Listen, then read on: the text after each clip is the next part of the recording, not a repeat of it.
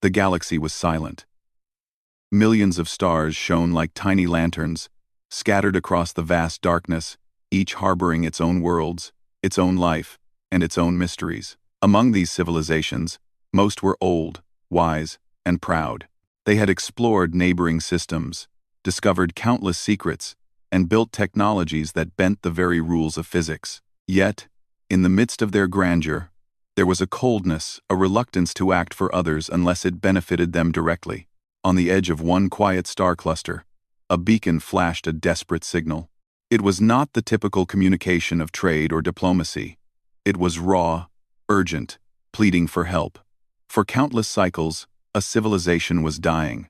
Their sun was unstable, their planet slowly falling into chaos, and their attempts to save themselves had failed. Every attempt to reach other species for aid had been met with silence. And now, in their final act of hope, they had sent a plea to the galaxy. The Galactic Council, a gathering of the oldest and most advanced species, received the signal. In a grand chamber orbiting a neutral planet, representatives convened. Tall beings with translucent skin, creatures with hundreds of eyes, and entities of pure energy floated and discussed the message. "Another plea," said a representative from the Galath species, a race known for their cold logic. "The system is far. Our scouts report that intervention would be costly. Is it worth our effort?" A being of golden light, the Kirill, shimmered and replied, "It is not our concern. Every civilization faces its own dangers. We cannot risk our resources for a system already doomed." Voices murmured in agreement. One by one, the council members weighed the risk, the cost, and the benefit. Some suggested sending automated machines. Others proposed studying the collapse from a distance. Yet, no one volunteered to personally intervene. The plea for help hung in the void, unanswered. Meanwhile, light years away, on a small blue planet called Earth, humanity was busy with their own problems. Wars, climate struggles, and political arguments dominated the planet's attention. Yet, their technology, while primitive by galactic standards, had grown to the point where they could listen to signals from deep space. In a quiet observatory, Dr. Amina Rashid adjusted the antenna, her eyes scanning the screen. She had been tracking unusual signals for months, trying to decipher patterns in the cosmic noise. Tonight, the signal changed. It was stronger, clearer, and unmistakable. It's a call for help," she whispered. Her assistant, a young engineer named Leo, leaned over her shoulder. "From where?" he asked. "Far," she said. "Farther than any message we have ever received. And it's asking for help. Real help. Real help." Dr. Rashid felt a strange chill. Humans were small, insignificant in the galactic scheme, yet something about the signal stirred a feeling she could not explain. It was not curiosity alone. It was responsibility. They contacted the United Earth Space Council. Experts gathered, debated, and ran calculations. Many dismissed it as impossible. The star system was too far. The risks too high. Yet, Dr. Rashid and her small team of volunteers argued that even a small chance to save lives was worth trying. "Other species won't answer," she said. "We might be the only ones who will." The room fell silent. It was not arrogance. It was realization. Humanity, fragile and young, could choose to act where others did not. The plan began to take shape. A spacecraft, small but fast, would be built using every technological advance Earth could muster. It would carry a team of scientists, engineers, and astronauts, all prepared to face the unknown. Humanity had never undertaken a mission like this before, yet they were determined. The challenge itself became a test of courage, of spirit, of humanity. Construction was arduous. Resources were limited, designs were experimental, and every day brought new obstacles. Some nights, Dr. Rashid would sit on the observation deck of the lab, watching the stars. She imagined the civilization in danger, hoping desperately that someone, anyone, would come. She realized that perhaps no one would, but humanity would try anyway. Finally, after months of effort, the ship was ready. Named Aegis, it was small enough to travel fast, yet equipped with everything necessary for survival across the vast emptiness of space. The crew, a carefully chosen group of Earth's best, boarded with a mix of fear and excitement. They knew the journey could be fatal, but they also understood that sometimes courage meant acting despite fear. As Aegis lifted from Earth, rockets blazing, the planet watched. People crowded onto streets, looking up at the night sky, feeling a mix of awe and hope. For the first time, humans were reaching beyond their own struggles, beyond their planet, to touch the lives of others. The journey began in silence. Stars stretched into streaks as the ship accelerated, leaving behind the familiar blue of Earth. The crew adjusted to the emptiness of space, spending hours in calculations, simulations, and planning. Yet, beyond the technical challenges, there was an emotional weight. They carried the hopes of a distant civilization, and perhaps the hopes of humanity itself. Days turned into weeks. The ship encountered cosmic storms, clouds of charged particles that threatened to disable their engines. A sudden system failure almost ended the mission before it began. Yet, each time, the crew worked together, combining knowledge, creativity, and sheer persistence to overcome the dangers. During one particularly tense moment, a solar flare erupted near their path, sending bursts of radiation toward the ship. The navigational systems flickered, alarms blared, and the crew felt the raw power of the universe pressing against them. But instead of panic, there was determination. Leo, the engineer, recalculated the trajectory, while Dr. Rashid coordinated with the pilot. Together, they steered Aegis through the storm, barely escaping catastrophe. "It's never easy," Dr. Rashid said, breathing heavily. "But nothing worth doing ever is." Meanwhile, across the galaxy, the Council observed humanity's progress with skepticism. Some species still doubted they would succeed. "They are so small," a Galath delegate scoffed. "Why would they even try?"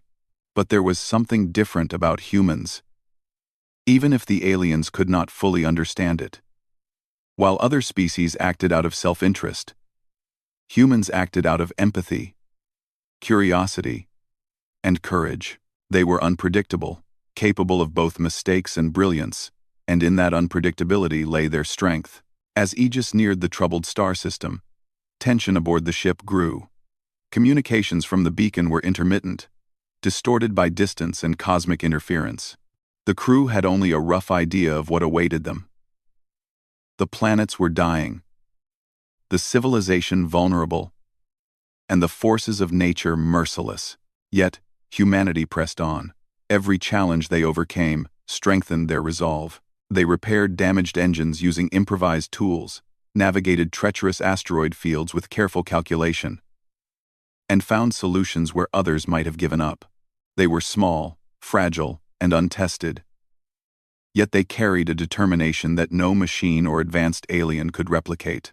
On the observation deck, Dr. Rashid gazed at the approaching system. The stars shone cold and distant, but among them, the beacon's signal pulsed faintly, a call for help that only humanity had answered. She felt a shiver of awe. This was more than a mission. It was a test of what it meant to be human. To act when others hesitated. To hope when others despaired. To care when others ignored. As the crew prepared for the first scans of the system, a quiet understanding settled among them.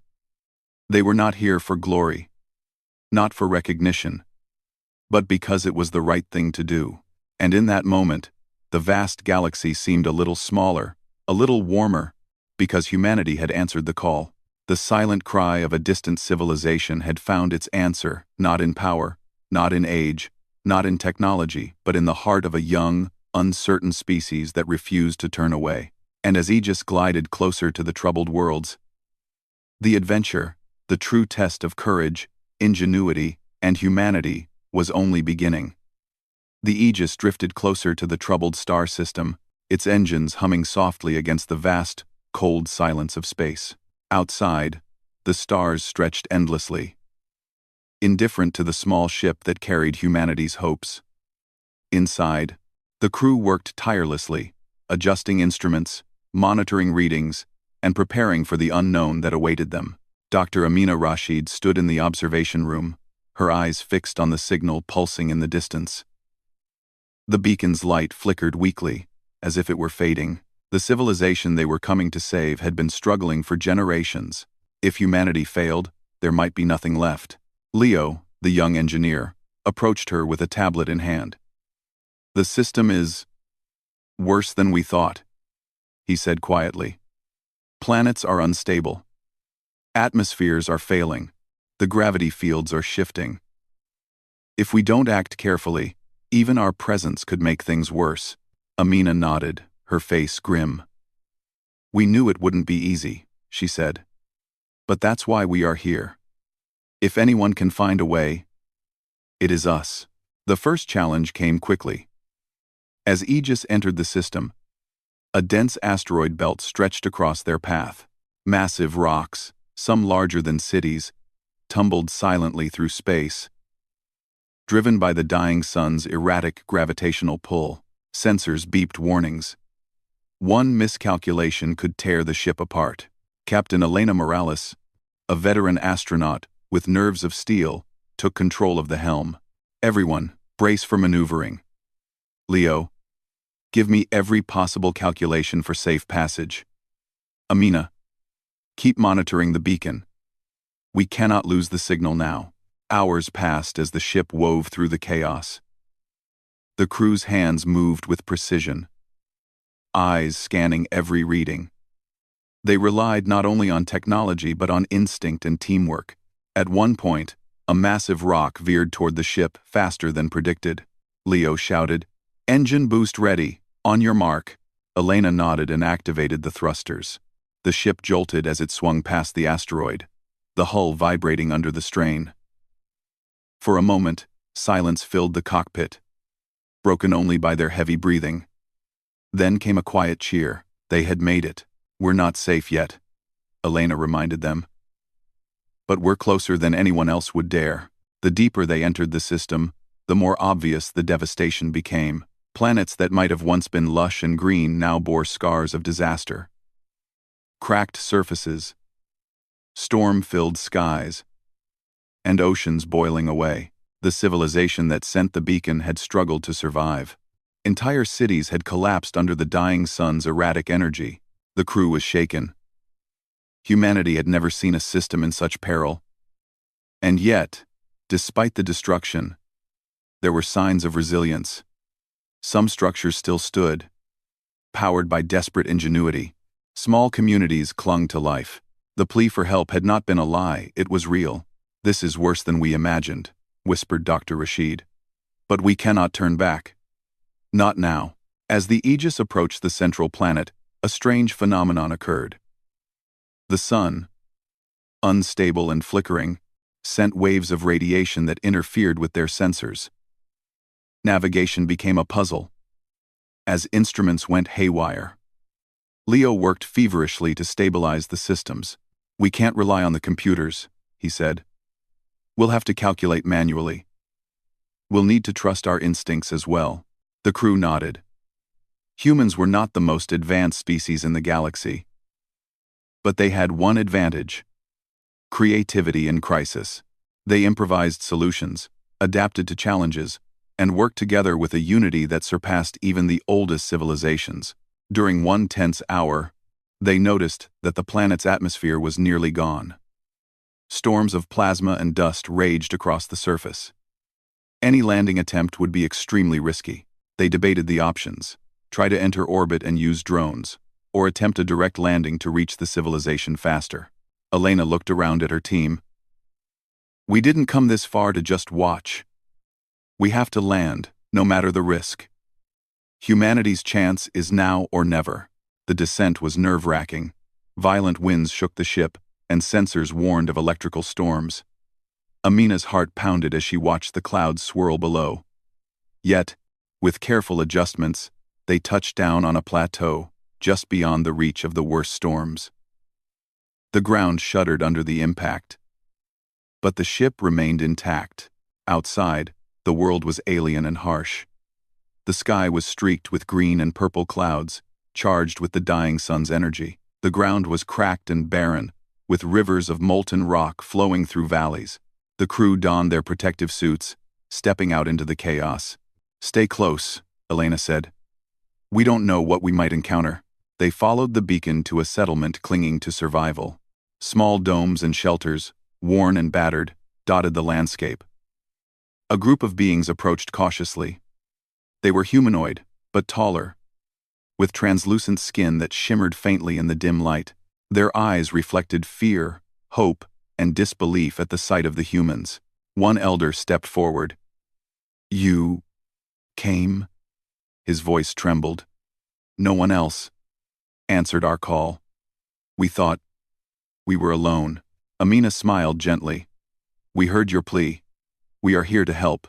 The beings stared, unable to fully comprehend the humans' courage. The other civilizations of the galaxy had calculated risks, weighed costs, and decided not to act. Humanity had done the opposite. They had risked everything to answer a call for help. Over the following days, the crew worked tirelessly. They repaired energy grids, stabilized failing shelters, and rerouted resources. Humans demonstrated ingenuity that impressed even the alien survivors. They used materials that the native civilization thought useless, created machines from spare parts, and devised solutions that were simple yet effective. During one critical moment, the star above began a violent flare. Plasma storms threatened to destroy the settlement. The humans coordinated with the locals, building shields and redirecting energy. It was dangerous, exhausting, and required every ounce of their skill. Yet, against all odds, they succeeded. The settlement was safe. The alien beings gathered to observe them. "How do you do this?" one asked. "Other species have had technology far older than yours, yet none of them acted. Why you?" Amina thought for a moment. "Because we cannot ignore suffering. Because we hope that even the smallest effort can make a difference. That is humanity." It was more than words. The humans' actions were proof. Where others hesitated, they acted. Where others calculated for profit or power, they calculated for life. The aliens realized that technology alone did not define a civilization. Compassion, courage, and determination did. As the crew continued their work, new challenges emerged. Entire continents were unstable. Weather systems unpredictable. They built machines to stabilize the environment, guided evacuations, and taught the aliens how to rebuild. At every turn, they faced setbacks, but human resilience never faltered. One evening, as the twin suns dipped below the horizon, painting the sky in molten colors, Elena looked at her crew. "We came to answer a call," she said softly. "But what we are doing, it is bigger than any of us. We are showing that hope is possible, even in the darkest times." Leo nodded. "And maybe we are showing the galaxy something too. That courage does not come from age, or power, or technology. It comes from the heart." The alien survivors watched them, still amazed. They had expected machines, advanced tools, perhaps even assistants. They had not expected humans, young, untested, imperfect humans, to bring solutions, guidance, and hope where no one else had dared. Over the weeks, the humans stabilized much of the system. Oceans began to recover, cities repaired, and communities learned to adapt. Every victory was hard-won, every problem a test of patience and creativity. And yet, the humans never gave up. Their energy, determination, and unity were a force more powerful than any technology. But the journey was far from over. The system was still unstable. The sun continued its erratic cycles, and the long-term survival of the civilization depended on more than immediate fixes. The humans had bought time, but now they had to teach, inspire, and lead, showing the inhabitants how to thrive in a universe that could be cruel and indifferent.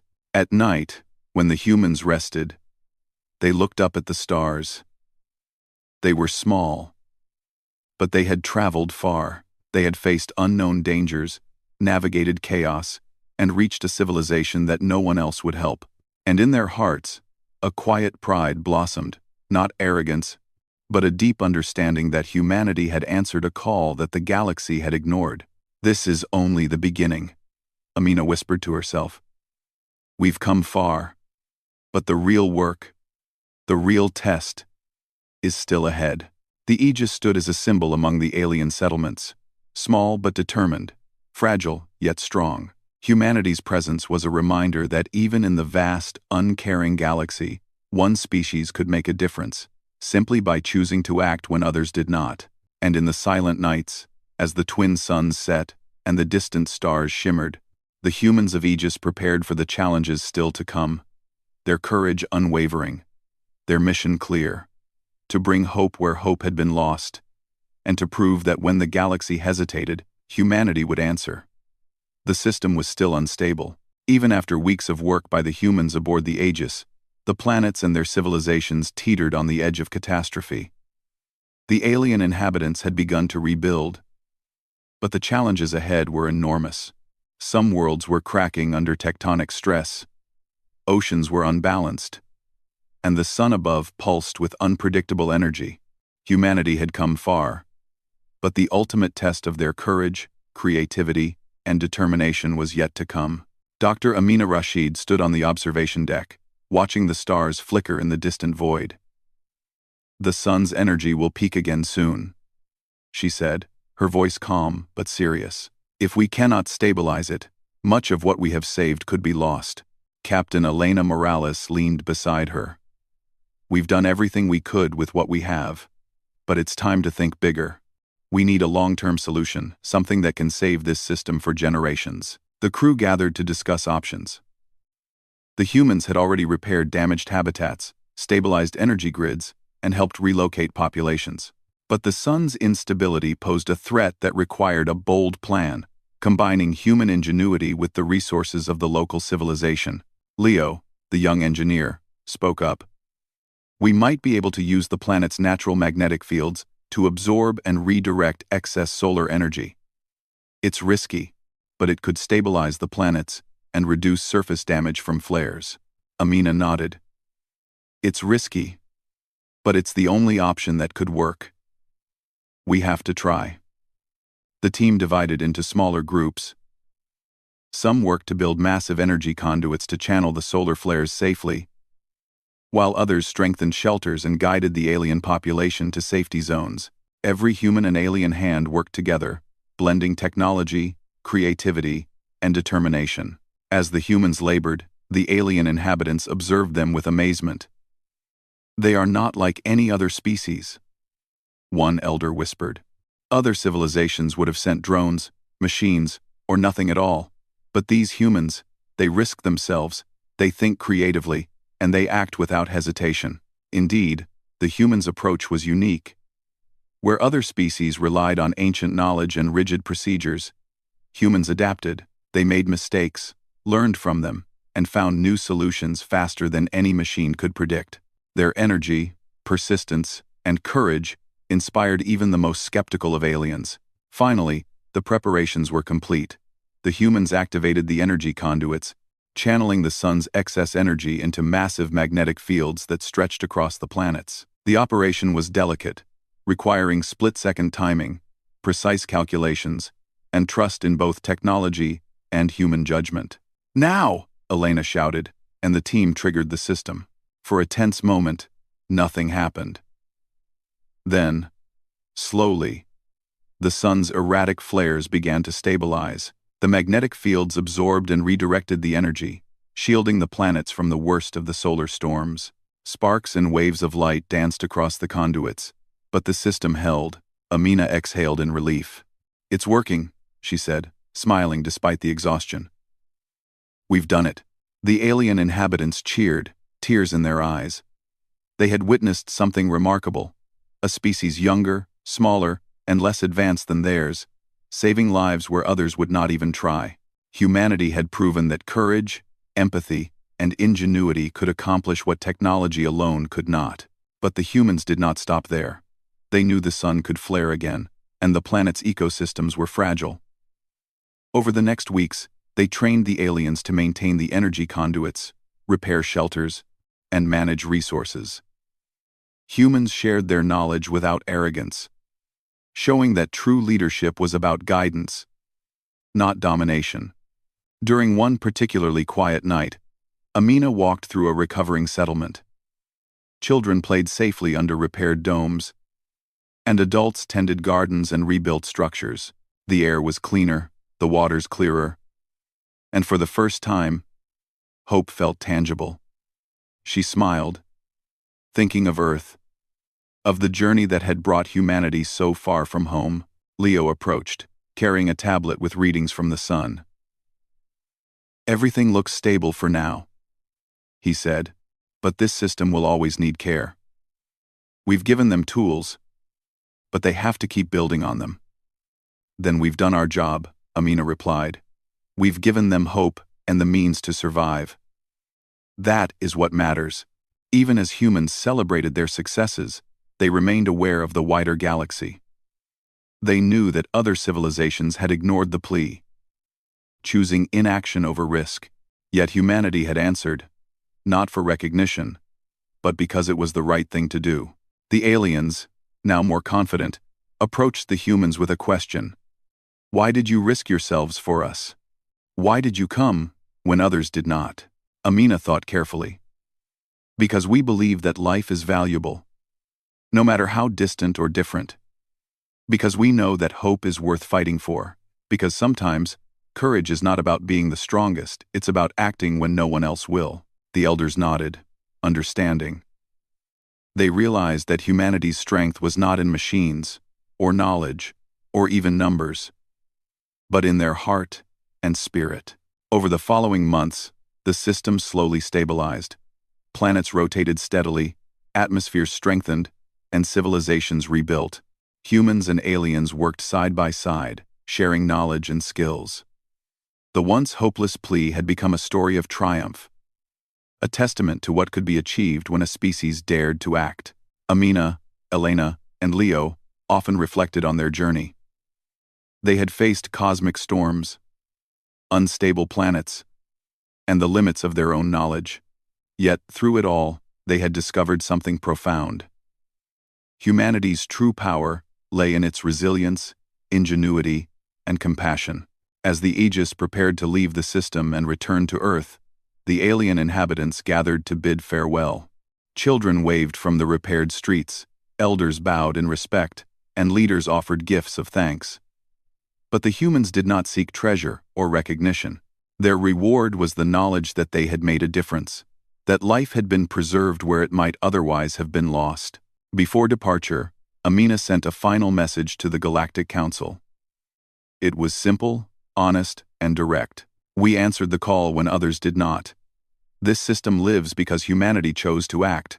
May this remind all civilizations that courage and compassion matter more than indifference and calculation." Across the galaxy, the message was received. Some dismissed it.